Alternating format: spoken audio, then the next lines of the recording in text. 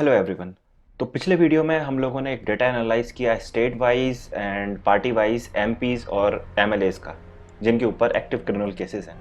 तो आपने ऑब्जर्व किया होगा डिस्कशन में स्टेट वाइज जब एनालाइज किया था एमएलए और एमपी का डाटा, तो यूपी, बिहार और वेस्ट बंगाल हर एक कैटेगरी में कहीं ना कहीं आ रहे थे। आपको पता ही है कि ग्रोथ इंडेक्स का हाल इन तीन स्टेट्स का क्या है आज की डेट में। ये तीन स्टेट्स भारत के सबसे पिछड़े राज्यों में आते हैं और रीज़न आपके सामने है। और जब पार्टी वाइज एनालाइज किया तो आपने देखा कि कोई भी पार्टी दूध की धुली नहीं है। हर एक पार्टी में आपको क्रिमिनल केसेस, एक्टिव पॉलिटिशियंस मिल जाएंगे। तो किसी भी पार्टी को फुल्ली सपोर्ट करना is okay, but when you vote you have to check to whom you are voting, they have criminal cases or not।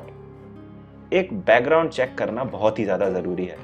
और अगर मैं अपने इलेक्शन सिस्टम की बात करूं, जो स्टेट इलेक्शंस होते हैं उनमें जनता वोट करती है एमएलए को चूज़ करने के लिए, ना कि स्टेट के सीएम को चूज़ करने के लिए। तो जनता को एक सीएम का चेहरा देख के उस पार्टी के कोई भी मेंबर खड़ा हो, अगर सपोर्ट है उस सीएम के चेहरे से, तो उसको जाकर वोट दे देती है, no matter that MLA is having some criminal background और नॉट। और इस तरह से ऐसे एमएलए पावर में आ जाते हैं। सेम केस है अपने सेंट्रल इलेक्शंस के साथ। In central elections we vote for MP, हम अपना एमपी चूज करते हैं और फिर वो एमपी मिलकर पीएम को इलेक्ट करते हैं। जनता पीएम को डायरेक्ट इलेक्ट नहीं करती, और अगर जनता के सामने कोई फेस है पीएम के लिए तो वो बिना देखे कौन एमपी को हम वोट कर रहे हैं, बिना देखे जाके वोट डाल के आ जाते हैं। तो इस तरह से होता क्या है, एमपी और एमएलएज बहुत सारे क्रिमिनल बैकग्राउंड वाले पावर में आ जाते हैं।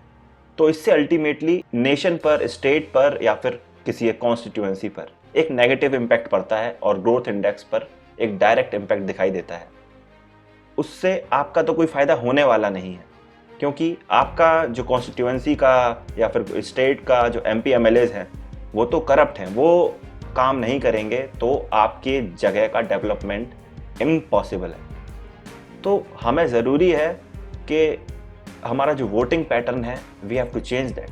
जो हमको वोट डालना चाहिए वो इस तरह डालना चाहिए कि हमें पहले चेक करना चाहिए कि कौन एमपी हमारे पास ऑप्शंस में है, कौन एमएलएज हमारे पास में ऑप्शंस में है, और हमको देखना चाहिए कि उनके बैकग्राउंड्स क्या हैं। पहले हम उनकी पार्टी ना देखें, हम पहले उनके बैकग्राउंड को देखें, क्योंकि अल्टीमेटली वही आपको इफेक्ट करने वाला है।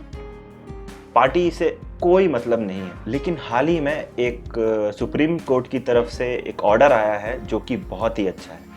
तो मैं ऑर्डर आपको सुनाता हूँ सुप्रीम कोर्ट का क्या है। हो रहा है कि जो राजनीतिक दल अपराधियों को टिकट देंगी और उसका विस्तृत ब्यौरा इलेक्ट्रॉनिक मीडिया, प्रिंट मीडिया और सोशल मीडिया में पब्लिश नहीं करेंगी, उसको सुप्रीम कोर्ट का कंटेम्प्ट माना जाएगा। आपको हर एक कैंडिडेट के बारे में बताना पड़ेगा। अगर पॉलिटिकल पार्टी का कोई कैंडिडेट ऐसा जिसके खिलाफ कोई एफआईआर नहीं है, कोई दाग नहीं है, कोई उसके खिलाफ कोई अपराध नहीं है, तो सिंपल एक लाइन लिख देना है कि हाँ उसके खिलाफ कोई अपराध नहीं है। अगर किसी के खिलाफ बहुत सारे मामले हैं तो उसका बाकायदा एफआईआर नंबर, ट्रायल की स्टेज, चार्जेस फ्रेम हुआ कि नहीं हुआ, ये पूरा ब्यौरा इलेक्शन कमीशन को बताना पड़ेगा, फेसबुक, ट्विटर पे डालना पड़ेगा और इलेक्ट्रॉनिक मीडिया और प्रिंट मीडिया में पब्लिश करना पड़ेगा। ये एक बहुत ही अच्छी न्यूज़ है, और इसका इम्प्लीमेंटेशन कैसा होगा ये तो फ्यूचर ही बताएगा, फ्यूचर ही देखेगा। But in the and voters के ऊपर है कि आप किसको वोट करते हैं और आप किस तरह से वोट करते हैं। आप एक चेहरे को देखते हैं और वोट करते हैं, या फिर आप अपने स्टेट, कॉन्स्टिट्यूएंसी, नेशनल, एमपी और एमएलए को देखेंगे उनकी पार्टी से पहले वोट करने के लिए। तो मैं चाहूँगा व्यूअर्स से इस मैसेज को आप जितने लोगों में भी स्प्रेड करना चाहें कर सकते हैं। अगर आपको ये वीडियो पसंद आया है, ये मैसेज पसंद आया है, To watch our upcoming videos, subscribe to the channel and press the bell icon. Please share if you like the video. Thanks for watching.